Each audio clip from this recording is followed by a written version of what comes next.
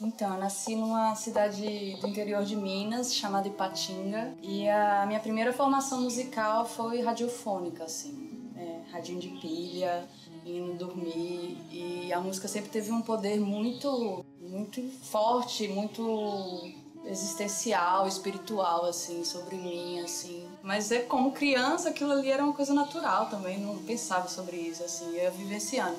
E dentro dessa formação de influências, quase todas eram muito americanas, inglesas, assim. Então eu lembro de eu escutando Purple Rain do Prince. Eu lembro muito também do meu irmão me influenciando com Pink Floyd, com Nirvana, e eu escutando muito isso, assim. E eu comecei a aprender a tocar violão sozinha com as revistinhas do Raul Seixas. E aí, quando eu comecei a tocar, aquilo foi ficando mais forte, né? Mais presente, assim, na minha vida. Mas tudo como um hobby, tudo como uma forma de colocar as emoções ali e ficar mais tranquila. Nada pensada de uma forma profissional, nem nada, assim. E aí, quando eu sair de Ipatinga e fui pra Viçosa, que foi a primeira universidade que eu fiz, aí o leque se abriu muito, porque aí eu fui escutar muita música brasileira. Mas nessa época também eu ficava só de intérprete, tocando, né, nas festinhas, enfim, nada profissional, assim. E aí depois, quando eu fui pra Belo Horizonte, a coisa começou a ficar um pouco mais séria, porque aí eu comecei a compor peças autorais, e aí um amigo meu do México escutou e falou: poxa, aqui tem muita coisa massa, vamos gravar. E aí eu comecei a acreditar um pouco mais, assim, no meu trabalho. Mas ainda não conseguia colocar a letra. Tinha uma travação aí, assim, de colocar a letra e construir uma melodia. E essa travação eu só fui superar depois com a maternidade, assim, que foi o que me trouxe pra cá. Quando eu estava amamentando meu filho, essa vivência muito dentro de casa, o violão era um grande, né, terapeuta, assim, meu, assim.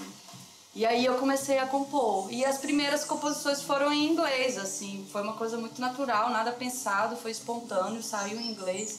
Também acho que tem uma influência, assim, de eu ter escutado muito Cat Power, Nick Drake, Bob Dylan, assim, mas nada pensado, assim, né? Enfim, foi tudo bem natural. E aí de uma saiu outra, que saiu outra, que saiu outra, e foi saindo.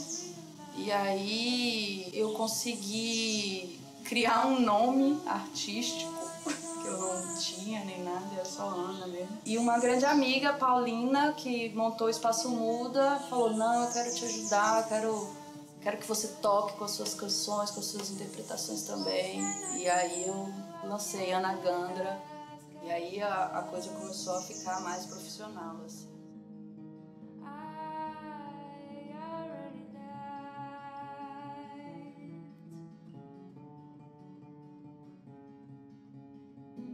Não, aí tudo realmente ficou mais sério, né? Ficou mais profissional nesse sentido de que eu poderia tornar isso um trabalho. Aí a partir disso eu fui... E aqui aí também tem toda uma diferença daqui em relação a Minas, assim, que eu acho que aqui as pessoas se associam mais.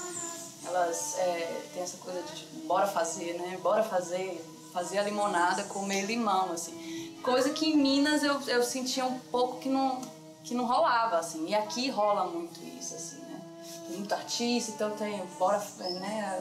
Tá um ajudando o outro, a brodagem. E aí isso também se reflete na questão contemporânea, assim, do artista hoje, que ele não pode mais se ater apenas às questões criativas, né? Ele também tem que lidar de business e questões autorais, de registro de canção, enfim, de tudo isso, assim, de ser o seu próprio relações públicas, né? Então isso pra mim também é um pouco mais complicado desenrolar tudo, mas aqui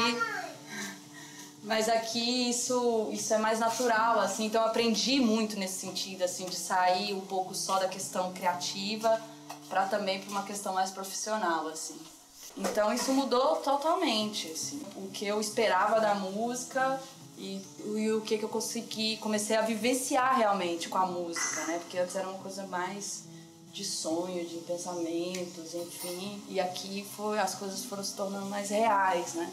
Acho que essa questão de você sair né, eu saí lá de Minas Gerais, vim pra cá, então, obviamente, isso mexeu comigo e tudo. Eu falo que eu me descobri mineira aqui em Pernambuco. Eu não fico pensando muito nisso, assim, pensando no fato, eu estou aqui em Pernambuco, eu tinha que tocar coco, tinha que tocar ciranda, né? Eu nunca dei muito peso a isso, assim. Esse imperialismo cultural, isso lá, eu nunca pensei muito nisso, assim. Era mais uma forma de tentar expressar o que estava pulsando dentro de mim, assim.